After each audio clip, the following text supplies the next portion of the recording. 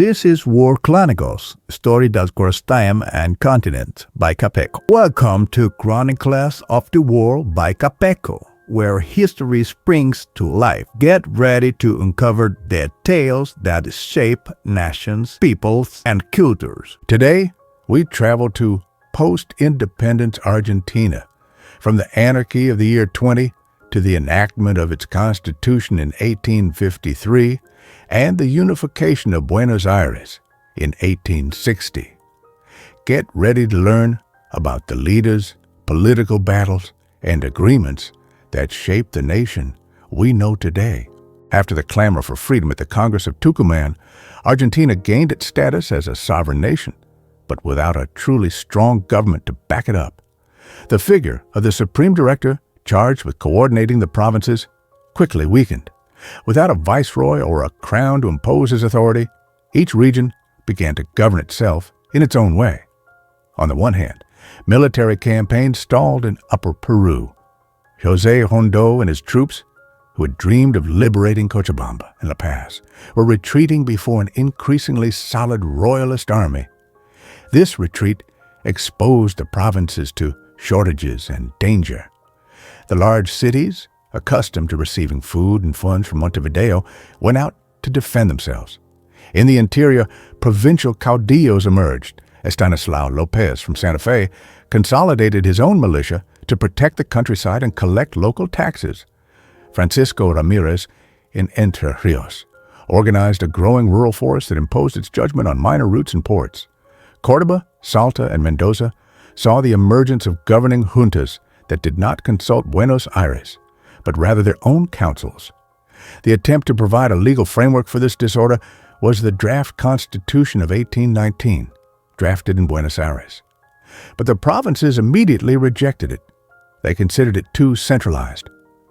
The final showdown came in February 1820 with the Battle of Cepeda, where the Directory Army under Rondo was defeated by the forces of Lopez and Ramirez.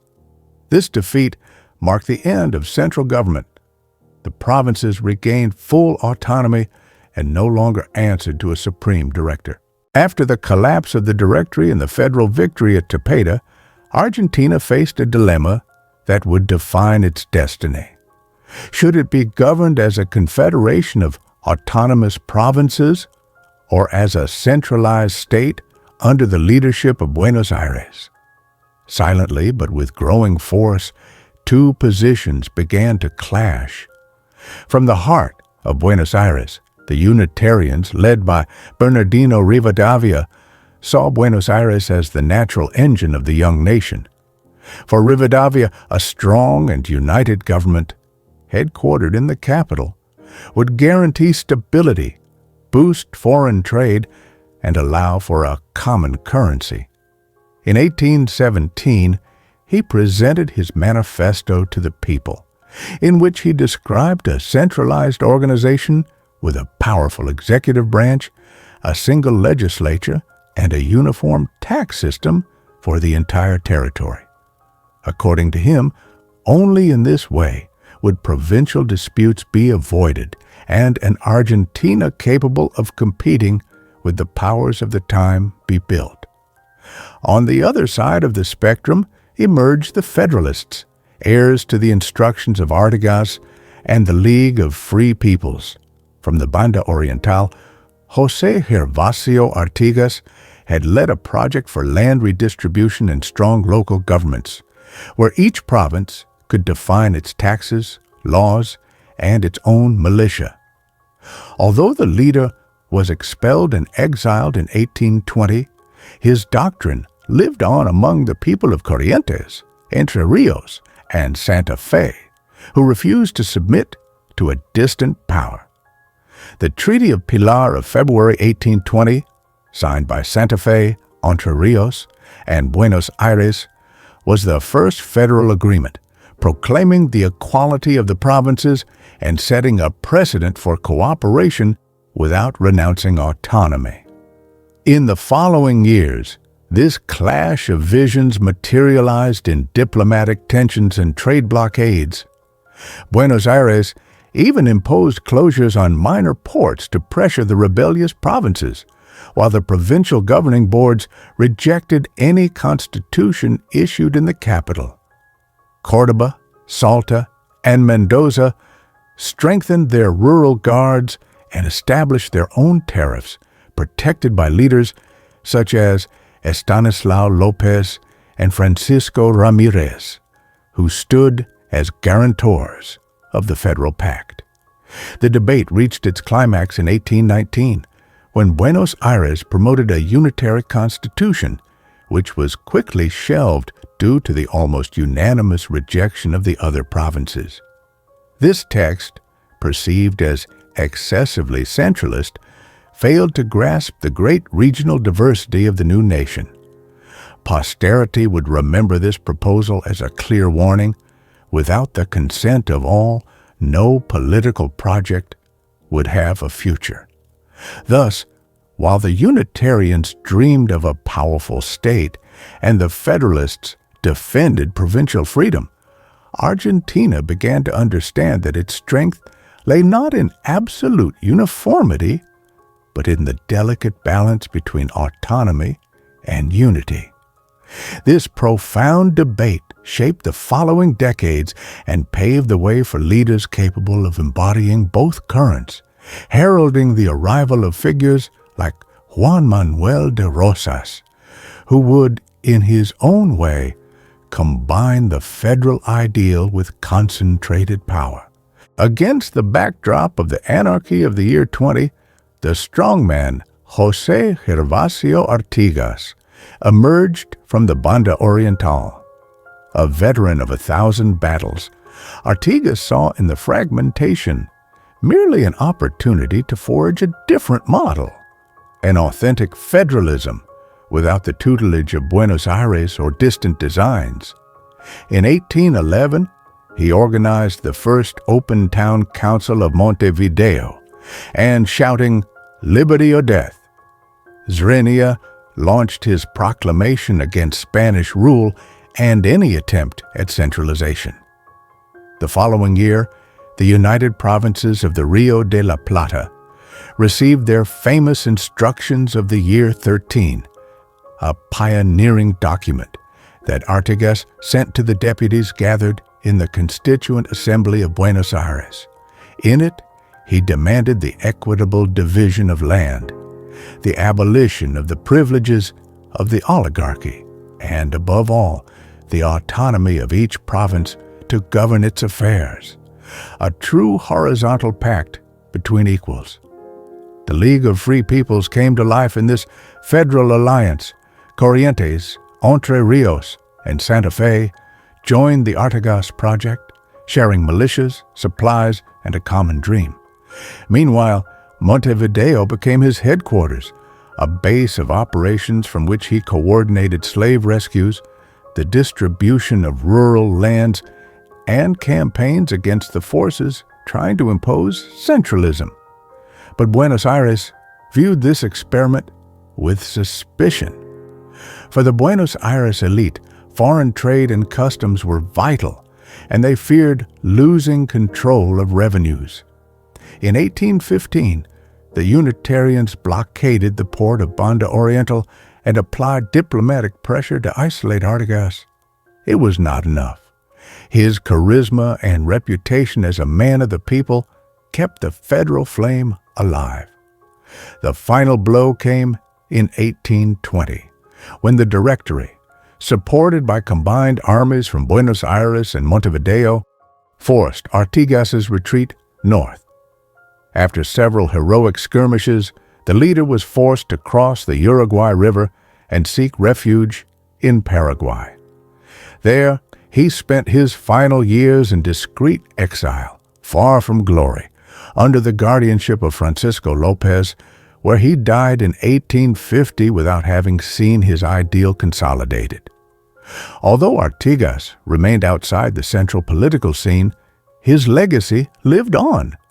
His Instructions of 1813 became a beacon for the Federalists who, decades later, would seek a balance between the provinces and central power. And even today, protector of the free peoples remains the epithet that sums up the man who, with unwavering vision, defended the right of each region to shape its own history.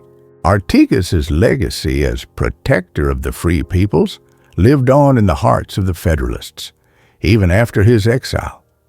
His ideals of autonomy and justice resonated in the riverine provinces, but the leadership vacuum plunged the country into instability.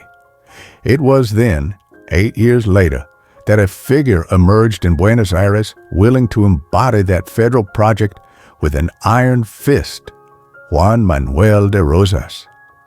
In April 1829, the city granted Rosas the sum of public power, granting him almost unlimited authority to restore order. Rosas knew that if he wanted to sustain federalism, he needed resources and discipline.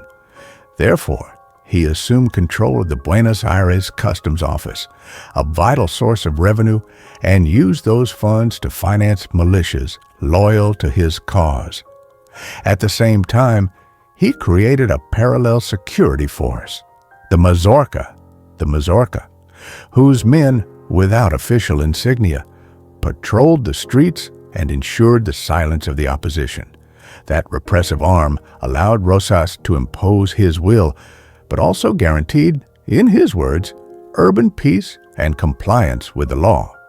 Meanwhile, in the interior, leaders such as Estanislao Lopez in Santa Fe, Francisco Ramirez in Entre Rios, and Pedro Ferrer in Corrientes recognized Rosas as the heir to the provincial defenses pioneered by Artigas.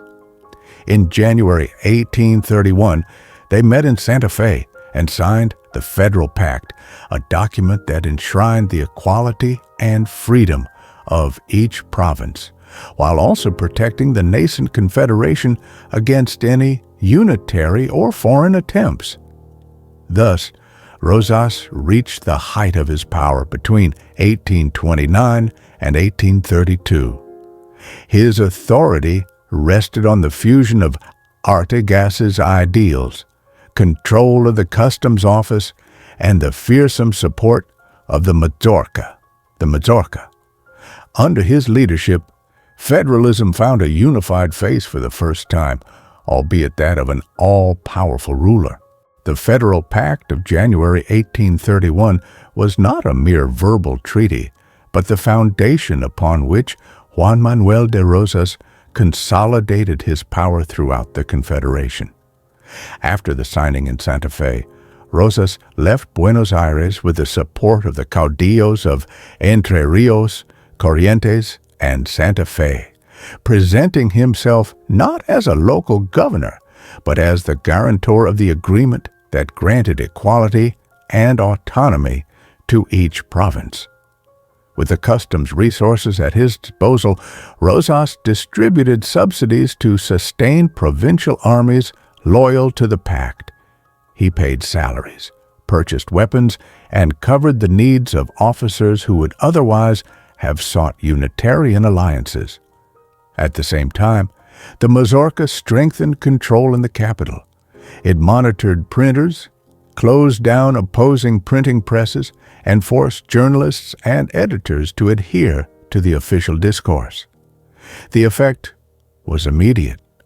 When critical voices emerged from provinces like Mendoza or Tucumán, denouncing abuses of authority or demanding a constitutional assembly, Rosas responded with trade blockades or lightning military expeditions to restore order. He thus disciplined his opponents and sent the message that the Federal Pact was not a pact between equals, but rather a unified command under his command. The first clashes with the free press illustrated this expansion of power. Newspapers like El Intransigente faced confiscation of copies and the expulsion of their editors. Under the slogan of defending the homeland, Rosas used the internal security law to persecute anyone who questioned his authority, portraying any criticism as a conspiracy against the Confederation. In this way, the Federal Pact ceased to be a temporary agreement and became Rosas's main political tool, It allowed him to consolidate a de facto state that, while claiming Artigas's ideal of free peoples, rendered irrevocable the hegemony of those who wielded the power of the customs office and the strength of their militias. This paradox explains how Rosista federalism granted autonomous rights to the provinces, while simultaneously concentrating in Buenos Aires and in a single man the final say over the political life of the entire Rio de la Plata. While Juan Manuel de Rosas exercised power in Buenos Aires under the guise of the Federal Pact, his former ally, Justo José de Urquiza, governor of Entre Rios, fueled growing discord. Urquiza began to feel the weight of the restrictions imposed by Rosas. Monopolized customs control, political pressure, and the increasingly authoritarian role of the Mazorca. In May 1851, from the Plaza de Paraná, Urquiza launched his famous pronouncement calling for respect for the freedom of the provinces and for the abandonment of one-man rule. With this declaration, Urquiza broke the Federal Pact and called on Corrientes, Santa Fe, and the Empire of Brazil to join his cause. Within a few weeks, the Great Army was organized. More than 20,000 men supported by Brazilian contingents prepared to march south. Their ranks included horsemen from Entre Rios, infantry from Santa Fe, and Argentine officers who had longed for years for a real balance between the provinces and the capital. On February 3, 1852, on the outskirts of Caseros, on the banks of the stream of the same name, the decisive encounter took place. At dawn, the drums of the Great Army thundered against Rosas's lines. For hours, the fighting raged across muddy fields and gunpowder-stained shoulder pads. By mid-afternoon, Rosas's army, outnumbered and surrounded by Urquiza's cavalry, began to crumble. Rosas, wounded in his honor and on the battlefield, took refuge in the Quinta de Funes, before fleeing by boat to English exile. With the fall of Rosas, the personalist dominance that had marked almost 20 years of history vanished. Urquiza assumed the position of provisional director of the United Provinces of the Rio de la Plata, and a few months later summoned all the governors to the Convention of San Nicolás. That meeting paved the way for the drafting of the 1853 Constitution, transforming Artigas's federal dream and Rosas's powerful influence into a new Republican pact. The Battle of Caseros not only marked the end of caudillismo, it opened the door to the national organization we still recognize today. After the victory at Caseros, Urquiza seized the momentum to immediately summon the governors of all the provinces. In March 1852, he summoned his colleagues to meet in San Nicolás de los Arroyos, on the banks of the Paraná River, with a clear objective: to consolidate the Federal Pact and design a legal framework that would unite the Confederation. Delegates arrived from Buenos Aires, Santa Fe, Entre Rios, Corrientes, Mendoza, San Juan, Salta, and the other provinces. In front of the majestic bridge over the river, Urquiza opened the session by recalling the principles of 1813: equality among the provinces, equitable distribution of customs revenues, and popular sovereignty as the source of all authority. The first agreement was to ratify the Federal Pact of 1831, reviving that commitment to autonomy and mutual collaboration.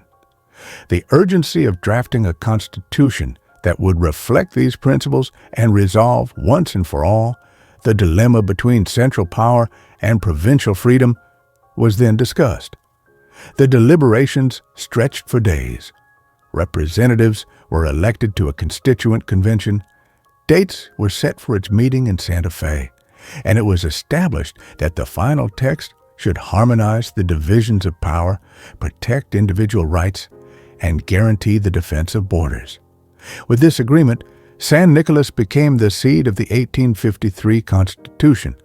What until then had been a political pact between federal leaders became a project for a modern state. Urquiza returned to Paraná certain that, from the word agreed upon in San Nicolás, the first great social contract of independent Argentina would be born. After the San Nicolás Convention, the delegates embarked on their journey to Santa Fe, where the Constituent Convention met on May 1st, 1853, in the city's old cabildo. Men of diverse origins and political stripes arrived: provincial leaders, Buenos Aires lawyers, veteran military personnel, and leaders of the generation of 37. Juan Bautista Alberti, seated in the center of the room, presented his famous bases and starting points for the political organization of the Argentine Republic, proposing a framework inspired by the constitutions of the United States and France, but adapted to the size and federal reality of our country. His key idea was to give the executive branch sufficient authority to maintain unity without sacrificing the autonomy of the provinces. Domingo F. Sarmiento, although better known for his writing and educational vision, defended the inclusion of essential rights in the commissions: freedom of the press, freedom of worship, and freedom of education. He insisted that a republic without public schools would be a republic without educated citizens. His voice resonated as he demanded guarantees that would protect the individual against the power of the state. Bartolomé Mitre, moderator of several debates, contributed his experience as a historian and diplomat. He urged the delegates to have a bicameral Congress capable of representing both the population in the Chamber of Deputies and the provinces in the Senate, thus ensuring a balance of interests. After weeks of sessions in which the powers of the executive branch, the structure of the judicial branch, and the distribution of customs revenues were endlessly discussed, the convention approved a text that divided the government into three branches, recognized inalienable civil rights, and established federalism as its organizing principle. Finally, on May 1st, 1853, the Constitution was sanctioned, marking the official birth of the modern Argentine Republic. Buenos Aires had remained outside the 1853 Constitution, and after passing its own provincial Magna Carta in 1854, organized itself as a separate state. Santiago Derqui, a governor allied with Urquiza, attempted to bridge the gap, but tensions remained frayed. The final spark was the Second Battle of Cepeda, 1859, where Urquiza's federal troops forced the Buenos Aires forces, under the command of Bartolomé Mitre, to recognize the Federal Pact of Arms. The following year, the Pact of San José de Flores opened the door to constitutional reform. Buenos Aires agreed to join the Argentine Republic with special conditions, such as retaining part of its customs revenues and a fixed number of representatives in Congress. In 1860, Congress approved the agreed-upon modifications, finally integrating Buenos Aires. National tariffs were defined, largely reverted to the provincial treasury, and a system of representation was established that balanced population and autonomy. From that moment on, the city of Buenos Aires ceased to be an excluded province and became the capital of the Confederation, seat of the executive, legislative, and judicial branches. The first national ministries were organized, a professional fire department was created, and federal garrisons were deployed to ensure the free movement of goods through the port. Thus, with the reform of 1860, Argentina closed the cycle of its fragmentation and established a central administration that, without renouncing federalism, recognized the preeminence of Buenos Aires as a political and economic center. The definitive union was sealed, and the young republic could finally look forward as a truly national state, With the definitive accession of Buenos Aires in 1860, a new era began. The constitutional republic entered its consolidation phase. In 1862, Bartolomé Mitre assumed office as the first unified president, initiating the alternation of power. He was succeeded by Domingo Faustino Sarmiento in 1868 and then by Nicolás Avellaneda in 1874. Each succession respected the results of the ballot boxes, demonstrating that periodic elections could peacefully resolve political differences. At the same time, Argentina underwent demographic transformation.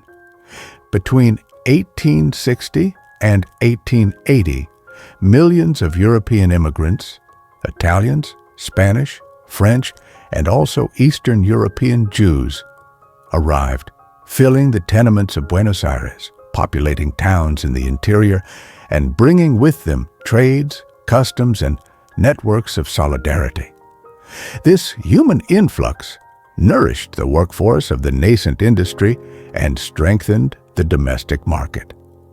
One of the great protagonists of this period was Sarmiento, whose motto, "Education is the key to freedom," translated into free primary schools in every corner of the country and the creation of teacher training colleges.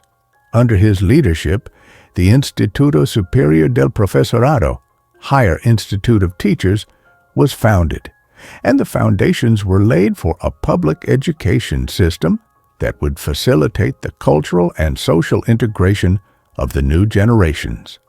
Finally, the Argentine economy entered its agro-export phase. The humid pampas, connected by railroads fueled by British capital, began to send salted meat, grain, and leather to the world. In 1866, the Argentine Rural Society was founded to promote improvements in agricultural and livestock techniques. Thus was born the model that would transform the country into the breadbasket of the world, whose prosperity would finance the growth of cities, infrastructure, and social reforms. These early years of the constitutional republic wove the political, social, and economic fabric of modern Argentina, a stable system of government, an open society, and a prosperous economy, ready to face the challenges of the 20th century. Thanks for joining us on this journey through history. If you enjoyed the video, don't forget to subscribe to Chronicles of the World by Capeco, hit the bell so you never miss a new chronicle, and give us a thumbs up to support our channel. Drop a comment below and tell us which story you'd like to explore next.